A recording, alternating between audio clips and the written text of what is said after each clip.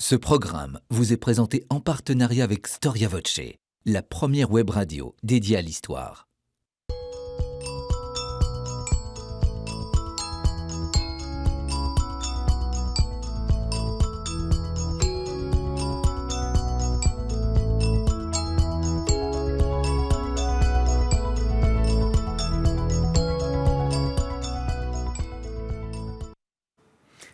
Chers téléspectateurs, bonjour, merci pour votre fidélité, très heureux de vous retrouver sur le plateau de votre émission Au risque de l'histoire. Alors précisément, dans la très longue histoire du catholicisme, le jansénisme apparaît comme un des mouvements les plus complexes de l'époque moderne.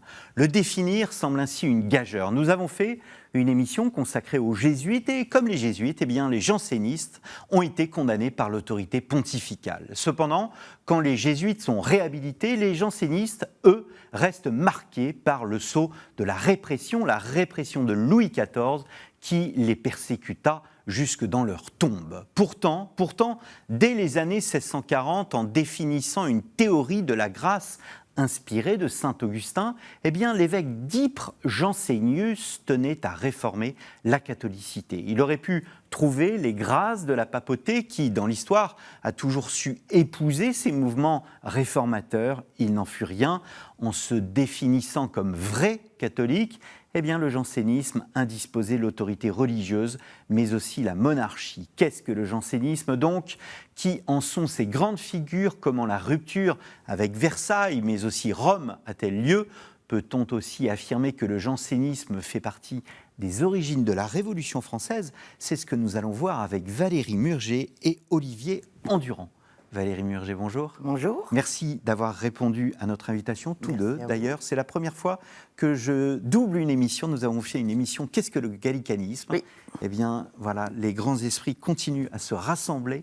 Nous faisons aujourd'hui cette émission sur le jansénisme. Vous êtes conservatrice de la bibliothèque de Port-Royal, historienne. Vous avez publié notamment ce livre, Jansénisme et libéralisme, un ouvrage consacré à Jean-Louis Rondeau, qui n'est autre que le secrétaire de l'abbé et Grégoire, un ouvrage paru aux presses universitaires de Rennes. J'ai l'habitude de saluer les presses universitaires de Rennes qui font un remarquable travail sur le plan de l'édition religieuse universitaire. Olivier Endurant, bonjour. Bonjour. Merci d'être avec nous aujourd'hui. Aussi, vous êtes professeur à Cagnes, Strasbourg, et vous êtes aussi historien, grand spécialiste de l'époque moderne.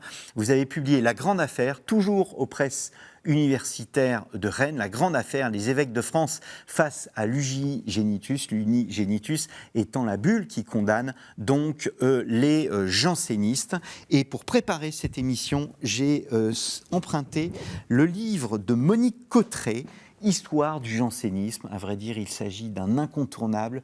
Vous connaissez très bien Monique Cotterêt, nous lui rendons hommage. J'ai fait une émission avec Monique Cotterêt sur Storia Voce, consacrée au jansénisme. N'hésitez pas à vous y rendre pour l'écouter. Alors, je me tourne vers vous, Valérie Murger. D'où vient ce terme de janséniste ? Alors, le mot janséniste est un terme qui a été forgé par les adversaires de Jansen, donc Jansénius, Cornelius Jansénius, qui était évêque d'Ypres et qui a publié en 1640 une somme qu'on appelle l'Augustinus, qui est une somme augustinienne dans laquelle il essayait, comme vous le disiez, de mettre en avant la théorie de la grâce augustinienne dans le cadre de la contre-réforme qui a été... Vous savez qu'avec la réforme, la question de la grâce et du libre arbitre devient centrale. Et donc, Jansénius s'inscrit dans le mouvement de la contre-réforme européenne. Et en 1640, il publie cette somme augustinienne. Mais depuis le XVIe siècle, les jésuites, face à la critique protestante, se méfient de plus en plus de ce qui peut frôler les problèmes de la prédestination. Et dans la doctrine de la grâce augustinienne, l'idée est que la grâce peut venir de Dieu seul.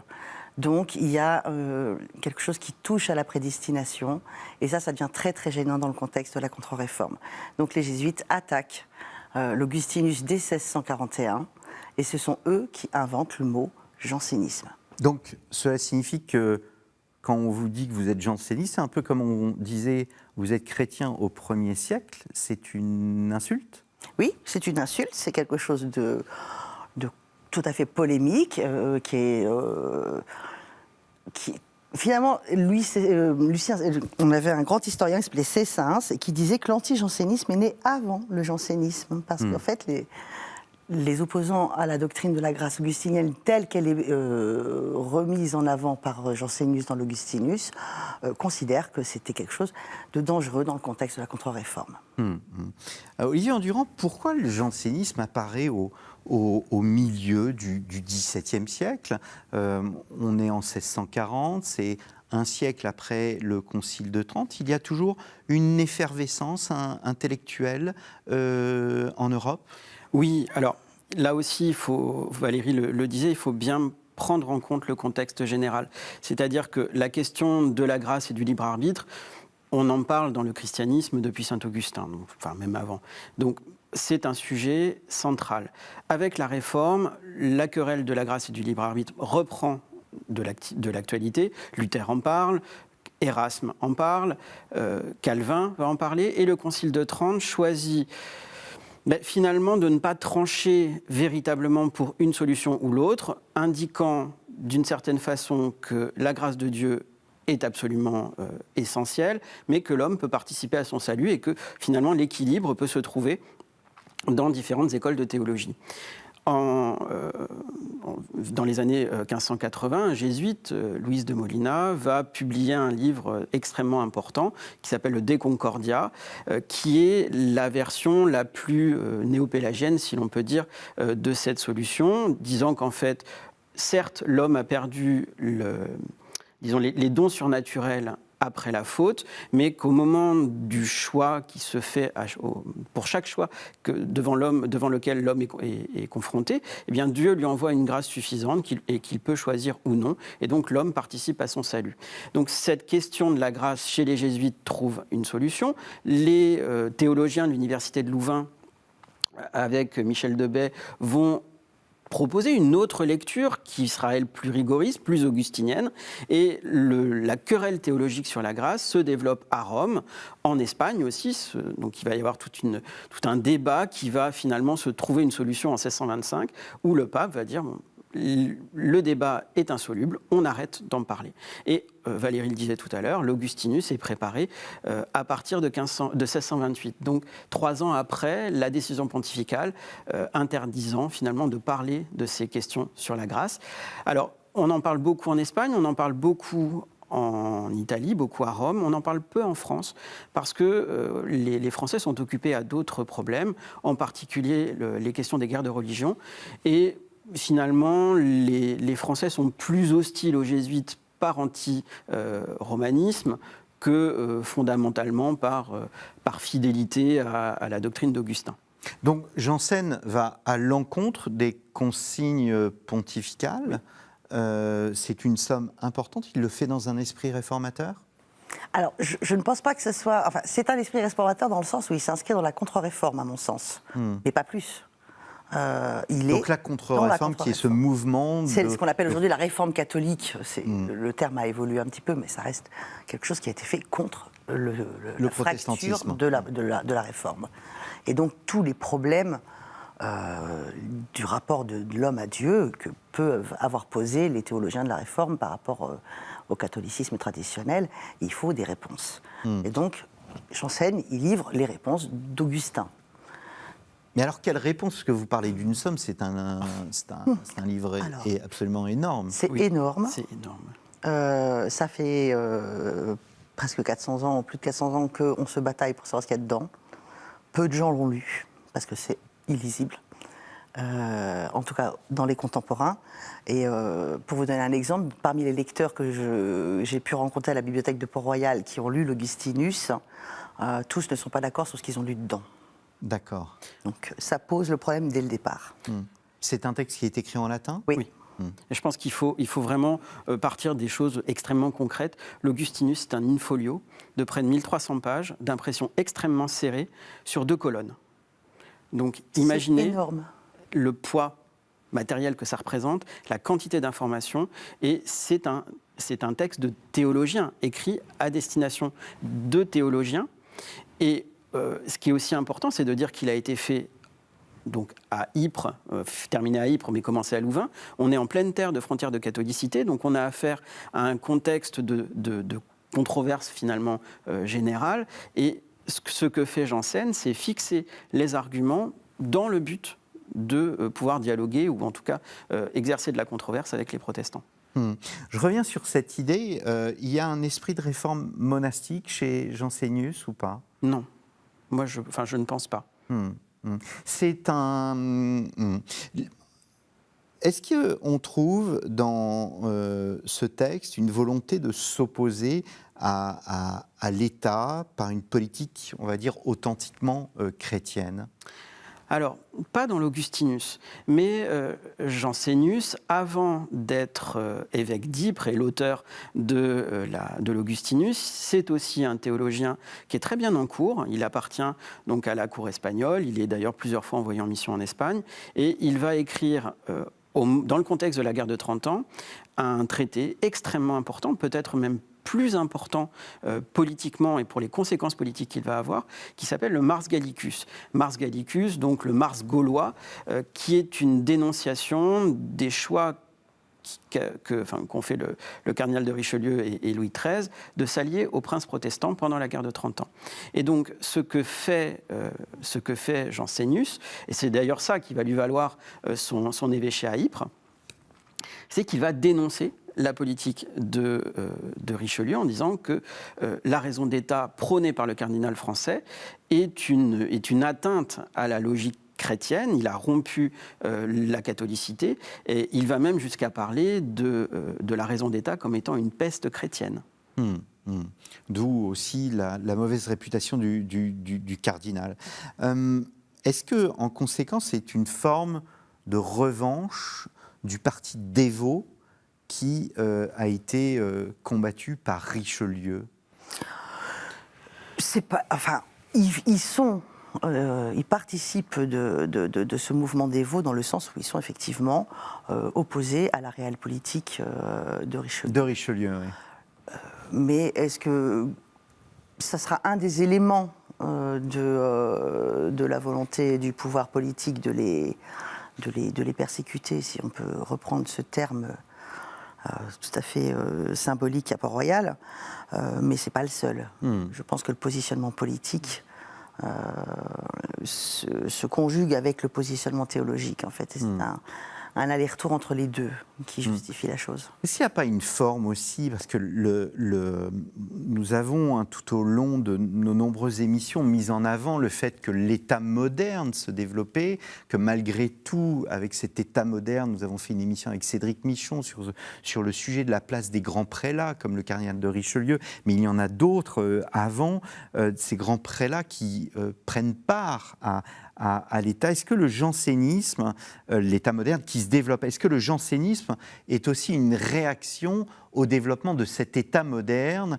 qui, sans se séparer de Dieu, tient précisément à faire prévaloir cette raison d'État? Alors, une fois de plus, c'est une question de contexte général. À partir du moment où vous avez l'explosion de l'unité chrétienne médiévale, vous allez avoir un État qui va être confronté à la pluriconfessionnalité. Et l'irruption de la pluriconfessionnalité va amener, notamment en France, la monarchie à se positionner au-dessus des religions. Donc c'est ce qui amène l'État moderne à se construire en dehors et au-dessus, pas en dehors, mais au-dessus de la religion, pour que ce soit l'ensemble des sujets qui soient pris en compte, quelle que soit leur confession. Je rappelle qu'on est, à cette époque-là, dans le cadre de l'édit de Nantes. Donc il y a cohabitation de deux confessions sur le même territoire, contrairement à ce qu'on peut voir dans le reste de l'Europe, où on est encore sur le modèle du cuius regio et gus religio, qui veut dire que les sujets adoptent la confession de leur roi, de leur souverain. Donc, il y a quelque chose de je ne pense pas qu'ils soient contre la construction de l'État moderne. En revanche, ils vont certainement s'inscrire comme étant des critiques en toute liberté de conscience de ce que la politique peut avoir de mauvais pour eux par rapport à la catholicité. Pardon. Alors j'insiste sur ce point parce que ça me semble important par rapport à ce qu'on va dire sur les origines de la Révolution. Je reviens à notre ami Janssen, enfin si on peut le dire et le qualifier d'ami. Janssen donc, écrit ce texte absolument volumineux, très important, 1200 pages, écrit tout petit. On pourrait se dire que c'est une querelle d'intellectuels qui intéresse peu. Comment une histoire belge, je me permets cette expression qui est reprise par Monique Cotterêt, comment une histoire belge entre Ypres et Louvain trouve un écho en France ? Alors, je trouve l'expression histoire belge exceptionnelle. Vraiment, c'est du Monique Cotterêt. Voilà, Monique Cotterêt est coutumière de ce genre de trouvailles. Alors, comment cette histoire belge arrive à se franciser ? D'abord par des contacts entre Jansénius et un deuxième grand nom de l'histoire de Port-Royal, qui est l'abbé Jean Duvergier de Oranne, qu'on connaît plus sous le nom de Saint-Cyran. Ce sont des amis, pour le coup. Il y a une vraie histoire d'amitié entre les deux. Ils se rencontrent au début du XVIe siècle, du XVIIe siècle, et ils vont entretenir une correspondance extrêmement importante, très suivie, cryptée d'ailleurs pour la plupart du temps, essentiellement pour se protéger des erreurs de la poste, pas pour un complot dont on reparlera peut-être. En tout cas, ces deux personnages vont travailler autour de la patristique, d'ailleurs essentiellement augustinienne, et donc la correspondance entre Janssen et Saint-Cyran est à la base du projet que Janssen va mener à terme, donc qui est la publication de l'Augustinus. L'Augustinus est d'ailleurs publié de façon posthume. Jansénius ne verra pas son œuvre totalement achevée, et ce qui est d'ailleurs aussi assez émouvant, c'est que Saint-Cyran est enfermé à la Bastille, à Vincennes, et il reçoit un exemplaire de l'Augustinus. On ne sait même pas s'il a réussi à aller jusqu'au bout avant de mourir.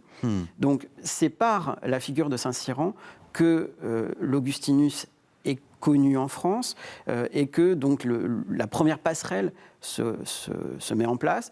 Et ensuite, il va y avoir une troisième grande figure qui est Antoine Arnauld, qui va, lui, faire passer la querelle du champ strictement universitaire, donc cette querelle d'intellectuels, lauvanistes essentiellement, à une querelle qui va descendre d'un niveau qui va devenir une querelle pastorale. Alors justement, Antoine Arnauld, tout change avec son livre, oui. De la fréquente communion. Et dans De la fréquente communion, bien évidemment, il touche au salut des âmes, ce qui est extrêmement important. Son livre est un énorme succès. Qui est cet Antoine Arnauld ? Alors Antoine Arnauld, c'est la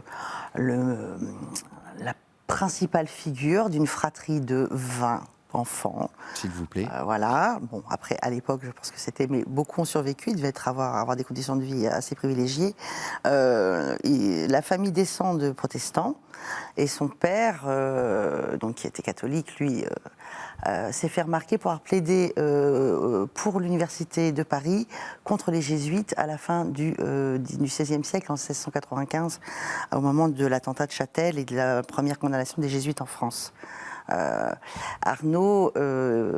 Arnauld, donc dit le Grand Arnauld, c'est une des principales figures, certainement une des plus brillantes, théologien, philosophe, extrêmement intelligent, et il va arriver à Port-Royal par sa sœur, et sa sœur c'est Jacqueline Arnauld, dite la mère Angélique. Et c'est par elle que les Arnauld rentrent dans l'histoire de l'abbaye de Port-Royal. Donc l'abbaye de Port-Royal, c'est une institution qui existait déjà ? L'abbaye de Port-Royal, c'est une abbaye cistercienne, oui, qui a été fondée en 1204. D'accord. Donc qui a suivi l'évolution de la vie monastique jusqu'à la Réforme, jusqu'au XVIe siècle. Et Angélique Arnauld, dans la tradition un peu dévoyée de la règle monastique de la fin du XVIe et du début du XVIIe, est nommée abbesse de Port-Royal en 1602 à l'âge de 9 ans. Donc, ce qui était tout à fait courant dans la noblesse de l'époque. Mais dans le cadre toujours de cette contre-réforme, elle décide de rétablir la règle initiale de Port-Royal à l'abbaye. Et donc cette fameuse journée du guichet de 1609, où elle refuse, y compris ses propres parents, en leur disant qu'on rétablit la clôture et que les règles de fonctionnement de l'abbaye cistercienne doivent maintenant être appliquées comme elles l'étaient au départ. Voilà, donc c'est la grande réformatrice de Port-Royal initialement, elle devient un des phares de la contre-réforme, donc elle est tout à fait orthodoxe, il n'y a aucun souci là-dessus. Vous allez avoir, vont lui succéder une de ses sœurs, la mère Agnès, une de ses nièces, la mère Angélique de Saint-Jean, et ces 3 grandes abbesses de l'abbaye de Port-Royal vont être des figures majeures de la résistance des religieuses de Port-Royal au cours des polémiques qu'on va aborder, qui se développent après l'Augustinus et la Fréquente Communion. Oui, Olivier Endurand. Alors, pour continuer dans la fratrie, Valérie parlait du grand Arnaud et des 2 abbesses, donc la mère Angélique et la mère Agnès. On a quand même un membre du Conseil royal, Robert Arnaud d'Andilly, et un évêque qui sera lui aussi amené à jouer un grand rôle dans les différentes querelles liées au jansénisme, Henri Arnaud, qui va devenir évêque d'Angers. Donc on a une fratrie qui est au cœur du pouvoir, membre du Conseil du Roi, c'est quand même pas n'importe quoi, au cœur des enjeux religieux et qui va peser de tout son poids. Jean Ménard, donc, qui était le grand spécialiste, une des grandes figures de l'histoire de l'histoire intellectuelle des études jansénistes, dit de lui que c'est certainement la figure la plus brillante de son siècle. On a affaire à un homme qui est totalement polyvalent, aussi bon théologien que philosophe, donc vraiment quelqu'un qui est à part dans cet univers et qui va quand même couvrir quasiment tout son siècle. Il meurt à la fin du XVIIe siècle en étant né au tout début. Donc il a une amplitude et il va couvrir vraiment ce monde janséniste de son aura. Vous voulez dire que par là, c'est pas une famille révoltée en dehors de toutes, c'est vraiment une famille installée. On a fait une émission sur Richelieu, et je ne sais plus si c'est Saint-Cyran ou Arnaud ou les deux, qui fréquentaient de manière très, sans aucun problème, Richelieu. Absolument. Ce sont des gens qui appartiennent au cercle du pouvoir. Donc il ne faut pas non plus imaginer qu'on a affaire à une troupe de révoltés qui sont... Hors système. Voilà, hors système. Ce sont des gens qui sont pleinement dans le monde, dans la société aristocratique et monastique et religieuse de l'Ancien Régime.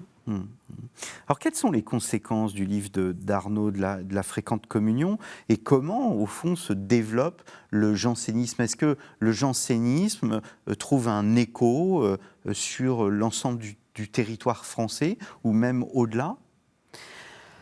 Alors, le livre d'Arnaud, c'est un traité donc, qui est une réponse à un jésuite. On pratique beaucoup. Donc, le jésuite attaque, le janséniste répond. Si je caricature, on est souvent dans ce type de dispositif.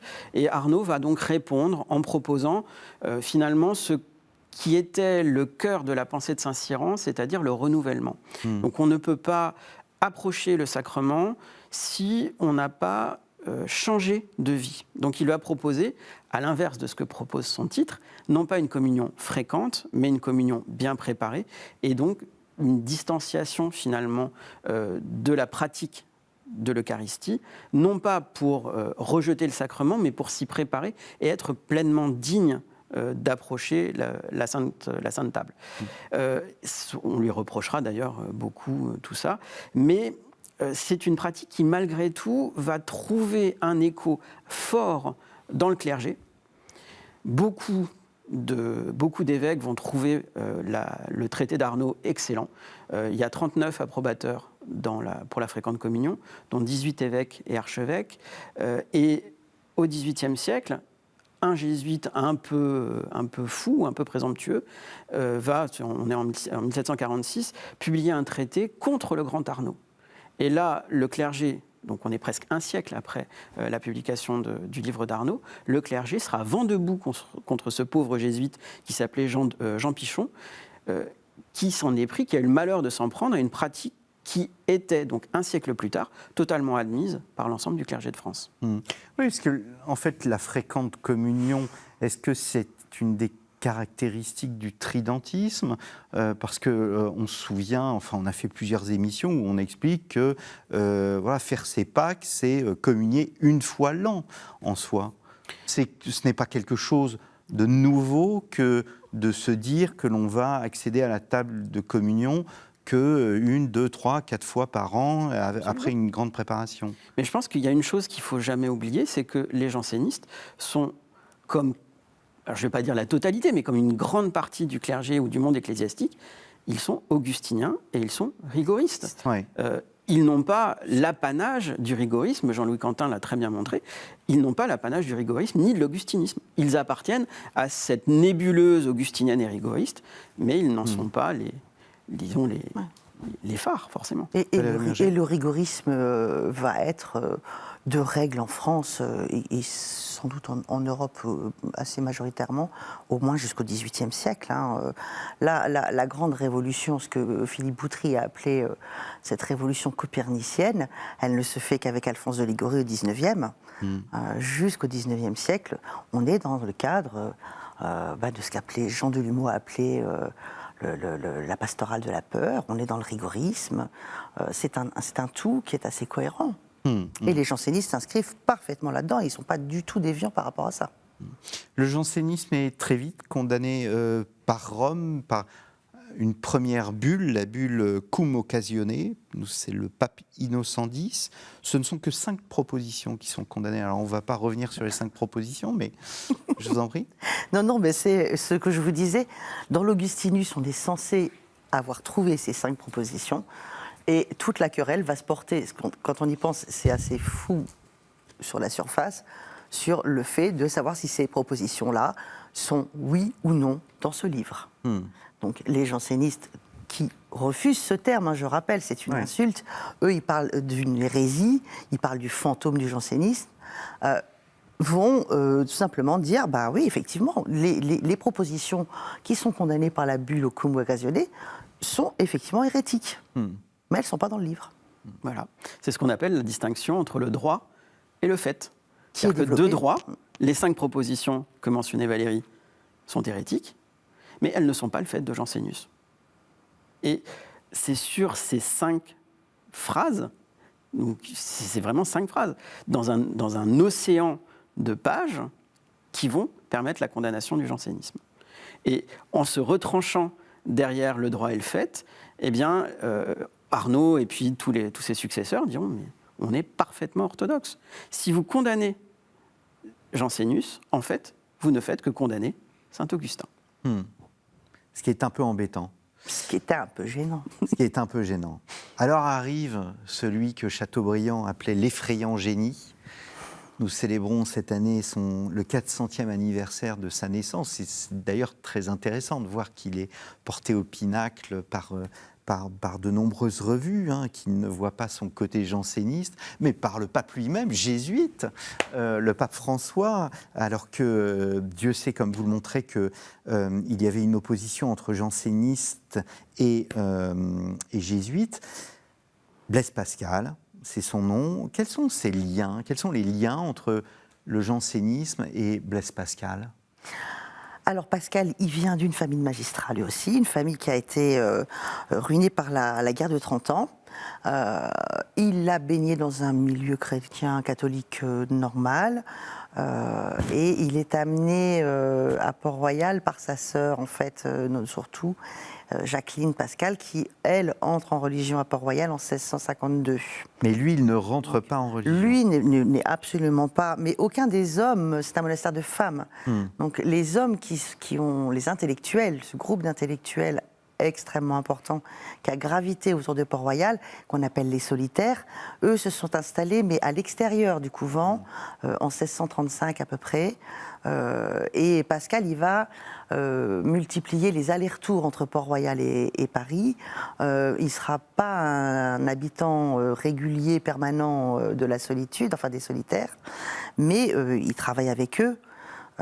Et notamment à partir de la condamnation d'Antoine Arnauld en 1656 à la Sorbonne pour la fréquente communion, il rentre en travail avec eux et il écrit les provinciales.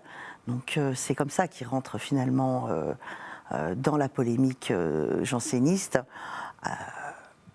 Alors, les ennemis des jansénistes, comme Chateaubriand en était, cherchent toujours à dissocier Pascal de Port-Royal, parce que c'est un peu gênant d'avoir un aussi grand génie avec des gens aussi peu fréquentables. Mais les liens de Pascal avec Port-Royal restent quand même importants, existants, notamment avec Arnaud et Nicole. Cependant, il a quand même lui-même formulé le fait qu'il n'était pas de Port-Royal. Oui, il le dit dans les pensées, je crois, je ne suis pas de Port-Royal. Et on a souvent tendance à résumer Port-Royal à Pascal, mais Pascal n'est pas le jansénisme, et le jansénisme n'est pas Pascal. Ça, je pense que c'est quelque chose qui est important à bien mentionner. Pascal, Chateaubriand, il a raison, c'est un effrayant génie. Il est seul devant Dieu, et c'est d'ailleurs ce que montre la lettre apostolique de François. Du pape François. Du pape François, oui. Il a une réflexion de philosophe qui l'amène ensuite à écrire les pensées et à la nuit de feu de 1654, mais c'est son chemin à lui. Il n'est pas représentatif forcément des gens dont on a pu déjà parler, comme Antoine Arnaud, comme Pierre Nicole ou comme d'autres. Donc il est vraiment, vraiment à part. Les Provinciales, c'est un pamphlet, c'est une œuvre de réflexion, parce que le côté pamphlet a je ne vais pas dire un côté frivole, mais voilà, on a du mal à donner le terme de pamphlet à une œuvre aussi magistrale, puissante que les Provinciales. Ben, ouais, il a créé le genre dans sa perfection. Je pense que c'est pour ça qu'il est encore aujourd'hui, les Provinciales sont encore aujourd'hui une référence absolue au niveau littéraire et au niveau polémique, il n'y a pas mieux. Enfin, le génie qu'il avait mis à développer, à démontrer les théorèmes euclidiens sans même en avoir entendu parler quand il avait 12 ans, il l'a appliqué à la polémique comme il l'a appliqué à la géométrie. C'est un génie incroyable. Oui, il est très impressionnant. Ça, on peut pas le nier. Les Provinciales, c'est quand même la définition même du style classique. L'influence du livre a perduré et perdure encore d'ailleurs. Qu'est-ce qu'ils reprochent donc aux jésuites ? Qu'est-ce que les Provinciales reprochent aux jésuites ? Faire la liste, ce serait quand même très long, mais il y a une formule qui me semble bien résumer ce que Pascal dénonce dans les Provinciales. C'est ce qu'il appelle les acrobaties escobartines, c'est-à-dire toute la casuistique que les jésuites ont pu développer au moment où il écrit, c'est-à-dire donc ces études de cas qui permettent d'exonérer ou en tout cas de réduire la faute du pécheur. Et donc acrobatie escobartine, Escobar étant le nom d'un jésuite, on voit bien quand même tout ce qu'il peut y avoir de frivole finalement dans la position des jésuites, et Pascal leur reproche finalement d'être négligents. De perdre le sens de la justice. Voilà, de perdre le sens de la justice, de perdre le sens du salut. Du salut. C'est le laxisme. Voilà. C'est le laxisme. Et ce qui est aussi très intéressant, c'est que justement, dans les condamnations que Pascal va pointer de la doctrine relâchée des jésuites, ça ne va pas rester lettre morte. Près des 2/3 des sentences que Pascal reproche aux jésuites seront repris au tout début du XVIIIe siècle par l'autorité pontificale pour condamner la morale relâchée. C'est-à-dire que Pascal, finalement, n'est pas qu'un polémiste, c'est aussi un théologien qui va avoir de l'écho jusqu'à Rome. Est-ce que justement les jansénistes sont de leur temps ? Est-ce qu'ils sont... est-ce qu'ils sont de leur temps, ou au contraire, est-ce qu'on les considère comme des gens à part, des sortes de super religieux qui ne sont pas en phase avec la réalité de ce qu'il se passe dans la société ? Je pense qu'ils sont fondamentalement de leur temps. Ils sont fondamentalement de leur temps parce qu'ils adoptent les codes intellectuels de leur temps en y ajoutant une dimension supplémentaire qu'est le rapport à l'histoire. Et c'est peut-être pour ça qu'on pourrait admettre parfois qu'ils sont un peu... ils ne regardent pas le futur, ils regardent davantage le passé. Ils ont une une acception de l'histoire de l'Église qui les justifie. Ils vont chercher des arguments dans l'histoire pour valider les positions qu'ils défendent. Mais finalement, c'est une méthode critique qu'on va retrouver après chez des gens comme Mabillon ou comme chez Pierre Bayle. Oui, ou c'est en soi très classique d'un concile à un autre même de reprendre ce qui a été dit Exactement. avant. Donc ils sont, à mon avis, ils sont pleinement de leur temps. Valérie Murger. Oui, pour moi, ils sont, que ce soit au niveau religieux, au niveau politique, au niveau social, au niveau politique, ils font partie de cette aristocratie qui fait savoir quand elle n'est pas d'accord au pouvoir politique. Ouais. Et au niveau religieux, ils vont défendre ce qu'ils considèrent comme étant un enjeu majeur, à savoir celui du salut, au nom de leur conscience. Y compris contre l'autorité ecclésiastique, s'il le faut, quand ils considèrent qu'elle a tort. Mais alors, à vous entendre, en fait, on n'est pas arrivé encore à l'unigénitus, mais à vous entendre, ce sont des gens qui sont très orthodoxes et qui n'auraient pas mérité une telle condamnation. Au XVIIe, je pense que oui. Alors, Olivier Endurant est plus... C'est pas ça, c'est qu'il est très difficile pour un historien de juger de ce genre de décision. D'un jugement. Mais en l'occurrence, on a affaire à des gens qui sont pleinement augustiniens, pleinement rigoristes, et qui ont juste eu le malheur, c'est souvent un peu le problème d'ailleurs avec ces gens-là, d'être à contre-temps. Je ne dis pas qu'ils ne sont pas de leur temps, mais qu'ils sont à contre-temps. C'est-à-dire qu'ils vont régulièrement défendre des thèses, je pense en particulier à Quesnel, dont on reparlera peut-être, qui est une des dernières grandes figures du jansénisme au XVIIe siècle, qui fait d'ailleurs le lien avec le XVIIIe siècle. Quesnel est un gallican farouche, sauf qu'il publie ses thèses en faveur d'un gallicanisme très orthodoxe au moment où Louis XIV veut se rapprocher de Rome. C'est malvenu. Et c'est pas la première fois. Alors justement, c'est peu dire que Louis XIV était opposé à ce qu'il désignait comme une secte dans ses mémoires au dauphin. Pourquoi Louis XIV prend-il en grippe comme cela les jansénistes ? Parce que au fond, ces jansénistes s'intéressent un peu trop à l'État ? Alors, il a été bien préparé. Louis XIV a été très bien préparé, d'ailleurs sans aucune ironie. Le cardinal Mazarin a fait une œuvre de formation absolument magnifique. Et Mazarin a pris en grippe les jansénistes assez rapidement parce qu'ils avaient des liens étroits avec le cardinal de Retz. Donc pendant la Fronde, même si eux-mêmes n'ont pas forcément été des frondeurs de premier ordre, ils étaient suffisamment proches du cardinal de l'archevêque de Paris pour justement être suspects d'être de ses partisans. Et donc Mazarin a donné comme conseil à son filleul et monarque de se méfier de ces gens. Ensuite, il y a une dénonciation, c'est ce qu'on trouve d'ailleurs dans les mémoires pour l'instruction du dauphin, une dénonciation de ce qu'il appelle un rigorisme inopportun. Donc, ils sont trop rigoureux, ils sont trop rigides. Bon. Alors ça fait partie de ces arguments, mais il y en a évidemment bien d'autres. Et c'est une constante dans le règne de Louis XIV, cette peur des jansénistes et cette volonté d'éteindre le Port-Royal et d'éteindre le jansénisme.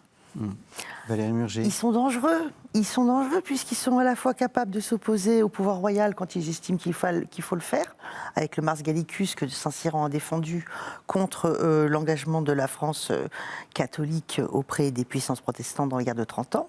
Ils sont dangereux puisque quand ils estiment que leur conscience leur défend de refuser de signer le fait qu'il y ait 5 propositions hérétiques dans l'Augustinus, au nom de leur conscience, ils s'opposent à l'autorité ecclésiastique. Et ils appartiennent à une classe sociale dont on a dit qu'elle était extrêmement bien aisée et implantée près du pouvoir. Ils sont dangereux. Et avec la polémique des provinciales, ils en appellent à l'opinion. Oui. Ça fait beaucoup. Alors, si je peux me permettre une dernière remarque. On parlait tout à l'heure du glissement entre Jansénus et Saint-Cyran. Oui. Enfin, Saint-Cyran, puis après Arnaud. Donc on passe de l'université à l'Église et Pascal amène l'opinion en plus. C'est-à-dire qu'on a eu un glissement d'un tout petit public, le public universitaire, à une masse de gens qui vont avoir accès à la querelle et qui vont être mobilisés autour de ces questions. Ajoutons une dernière chose, c'est qu'en 1655, un miracle a lieu à Port-Royal et que des foules entières sont drainés vers le monastère de Port-Royal de Port-Royal de Paris, pour voir la relique qui a permis le miracle. Miracle homologué par Rome. Et le miracle en question, c'était ? Le miracle de la Sainte Épine, donc une des nièces de Pascal, Marguerite Perrier, a été guérie d'une fistule lacrymale, miraculeusement, au cours d'un office. Et on a donc cherché les autorités ecclésiastiques, les vicaires généraux du cardinal de Retz, qui ont authentifié le miracle. Alors, c'était en quelle année ? 1656. 1656. En 1661, donc 5 ans plus tard, l'Assemblée du clergé demande aux religieuses et aux maîtres d'école de signer un formulaire d'adhésion à la condamnation d'Innocent X, donc la bulle que nous évoquions tout à l'heure, les 5 propositions. L'affaire fait scandale, bien évidemment, et va poser la question de la soumission à l'autorité. Et paradoxalement, comme toute condamnation, à un moment ou à un autre, vous avez l'effet inverse recherché, c'est que cela va renforcer le jansénisme. Alors, déjà... Vous pouvez me contredire. Hein. Non, mais ce qu'il faut rappeler, c'est Vous êtes là pour ça, même. C'est que ce formulaire, c'est en fait une redite. On avait déjà demandé, en 1656, de signer un formulaire. Bon, ça avait été un petit peu oublié. Là, on le redemande. C'est demandé par l'Assemblée du clergé, c'est demandé par le Conseil du roi, et une bulle va même redemander la signature du formulaire, et des débats s'engagent. Est-ce qu'on signe avec la distinction du droit et du fait, auquel cas on peut peut-être se débrouiller, ou en tout cas s'arranger. Le pouvoir dit non, voilà, il n'y a pas de distinction du droit et du fait, on doit signer tel que. Et plusieurs évêques, 4 évêques, vont dénoncer cette pratique en disant non, il faut, si on signe avec la distinction du droit et du fait. Et on va avoir un mouvement d'opinion qui va, encore une fois, et Valérie le disait tout à l'heure, rappeler que les jansénistes, quand ils ne sont pas d'accord avec une décision, ils le font savoir et ils en appellent aux autorités compétentes. À chaque fois, on a l'impression que l'Église, Rome, souhaite à réconcilier les choses. À un moment même, Louis XIV, plus préoccupé par les protestants, calme le jeu avec les jansénistes. Oui. Une solution, on essayait de trouver des solutions, au fond. Absolument. Oui, à partir, en fait... Ce qui est important dans l'histoire du jansénisme, c'est de ne pas avoir une focale trop française. Il faut toujours prendre en compte l'arrivée des papes. Et l'arrivée du pape Clément IX marque une nouvelle ère dans les rapports sur le jansénisme. Clément IX va accepter qu'on transige sur un certain nombre de choses. Il va demander à ce que le nonce apostolique, le nonce Bargellini, vienne en France demander officiellement la signature du formulaire, mais en reconnaissant tacitement que la distinction du droit et du fait est légitime. Donc ça va permettre de calmer l'opposition. Louis XIV en a besoin, parce qu'il est mobilisé dans la guerre contre les protestants, et il y a un symbole fort pour le monde janséniste de cette alliance avec le pouvoir, c'est que le fils de Robert Arnauld d'Andilly, Arnaud de Pomponne, va devenir secrétaire d'État aux Affaires étrangères, signant ainsi le retour en grâce de ces gens qu'on considérait encore il y a peu comme des dangers pour la monarchie. Alors pour finir, malheureusement il reste 9 minutes, donc le temps passe vraiment trop vite. La persécution de Port-Royal va reprendre avec Louis XIV. Louis XIV va même les poursuivre jusque dans leur tombe, ce qui paraît, plus qu'une erreur, une faute. Et comme pour les protestants, la persécution a l'effet inverse recherché. Comment réagit Rome ? Rome, finalement, les condamne. Est-ce que Rome agit, au fond, sous la pression de Louis XIV ? Alors, oui, clairement. Louis XIV va multiplier les persécutions, on ne va pas rentrer dans les détails, mais en fait, en 1708, le pape Clément XI donne une bulle d'extinction du monastère. L'année suivante, le cardinal de Noailles, l'archevêque de Paris, donc le supérieur du monastère, disperse les religieuses. En 1711, le monastère est détruit, et en 1713, le monastère est même dynamité. En 1711, dynamité, pardon. Il est rasé. Il est rasé. Donc il ne reste plus rien. On a même vidé le cimetière. Donc on a transporté des corps, enfin bon, il y a des récits absolument terribles, ne serait-ce que celui que donne Saint-Simon. Après, en 1711, Louis XIV veut vraiment terminer, c'est la grande affaire de son règne, il veut terminer cette affaire janséniste et il demande à son ambassadeur à Rome une bulle d'extinction du jansénisme en visant le père Quesnel. Et cette bulle, elle sera fulminée en 1713, c'est la bulle Unigenitus, qui justement est bien la conséquence de tout le mouvement janséniste. La bulle condamne 101 propositions de tirées de Quesnel qui sont toutes identifiées. Donc on ne peut pas faire les mêmes reproches que pour les origines, les premières. Les jansénistes. Sauf qu'au lieu de réussir à éteindre le jansénisme, ça lui donne une nouvelle flamme, parce que 2 propositions, la 91 et la 92, condamnent la crainte le refus de l'excommunication injuste, c'est-à-dire qu'elles autorisent finalement le pape à excommunier un roi et à délier les sujets des serments d'obéissance qu'ils ont envers leur monarque. C'est donc revenir à la théocratie pontificale. Et le Parlement de Paris va se saisir de cette question. Et il va y avoir au XVIIIe siècle, c'est une des particularités d'ailleurs du second jansénisme, c'est comme ça qu'on l'appelait encore il y a peu, donc cette alliance entre le jansénisme et le gallicanisme au XVIIIe. Alors justement, Monique Cotteret dit que cette condamnation constitue la grande catastrophe héritée du roi Soleil. On a parlé ici avec Jean-Christian Petit-Fils de la révocation de l'édit de Nantes comme étant une des grandes erreurs du règne. Il y a cette deuxième erreur du règne qui est la condamnation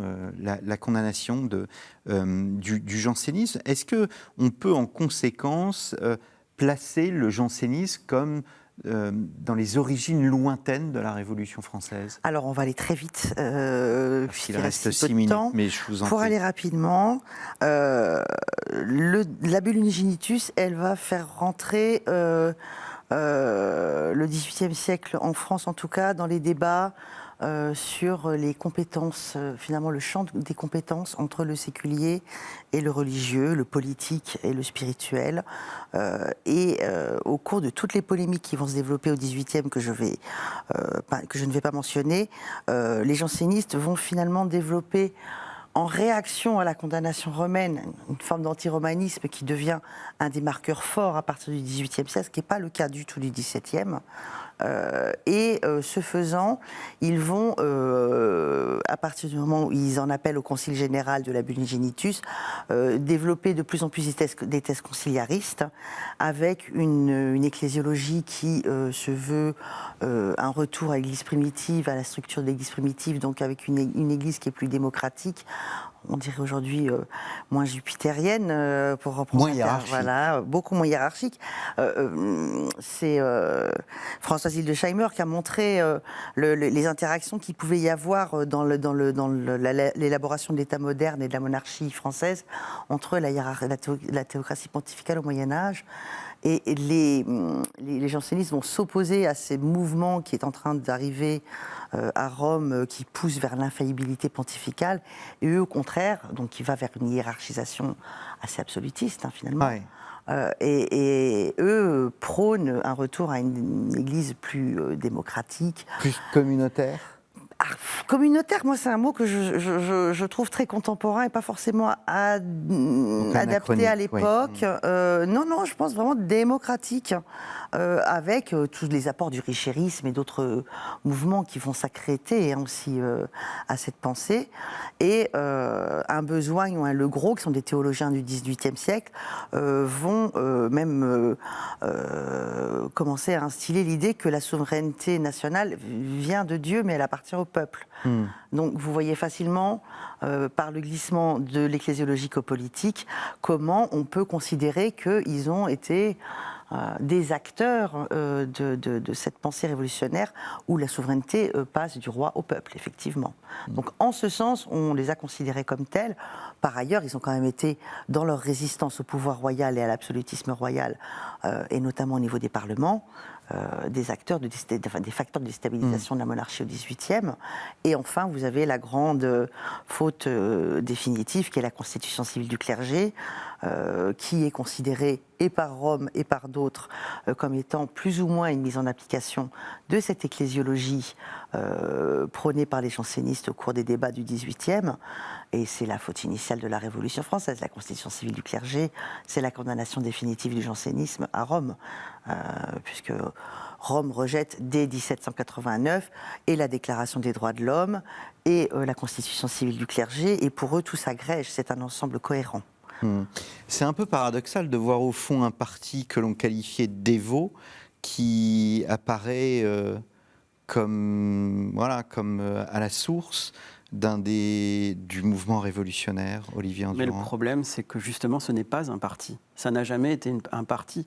On parle du jansénisme, c'est bien commode, mais Monique Cotteray, en 1998, a publié un livre qui s'appelait « Jansénisme au pluriel et lumière ». Il y a plusieurs jansénistes, plusieurs façons d'être janséniste. Et donc, dire que les jansénistes sont les facteurs, le jansénisme est un facteur de révolution, oui, certainement, mais en même temps, et Valérie en parlerait bien mieux que moi, il y a beaucoup de gens qu'on identifie comme jansénistes qui sont soit d'un côté, donc partisans de la révolution, soit très hostiles. Donc, tout à fait. Le résumer par ce joli terme de jansénisme, c'est peut-être masquer des difficultés qu'on ne voit pas et qu'on ne peut pas voir en si peu de temps. Donc, définir le jansénisme est une gageure ? Flaubert disait que le jansénisme, on ne sait pas ce que c'est, mais qu'il est très chic d'en parler.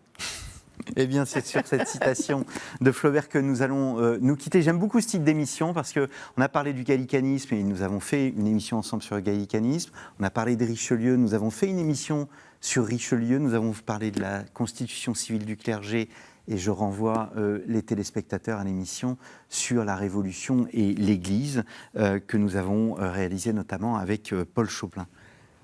Jansénisme et libéralisme de Valérie Murger, paru aux éditions aux presses universitaires de Rennes, qui montre la postérité du jansénisme justement au moment de la Révolution et au-delà. La grande affaire, c'est l'unigénitus, la condamnation donc des jansénistes, Olivier Endurand, toujours aux presses universitaires de Rennes, donc sur les évêques de France face à l'unigénitus.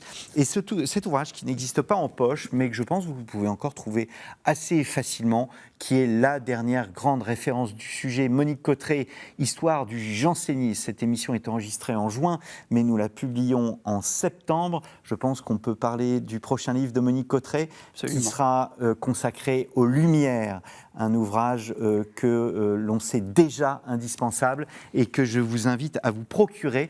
Il s'agit d'un ouvrage qui sort aux éditions Perrin. Voilà. Il me reste à vous remercier, chers téléspectateurs, pour votre fidélité. N'hésitez pas à parler de nous autour de vous et de vous rendre aussi sur notre site partenaire storiavoce.com où vous pouvez retrouver plus de 500 émissions d'histoire et naturellement, je vous l'ai dit, toutes ces émissions disponibles dans nos archives sur ktotv.com.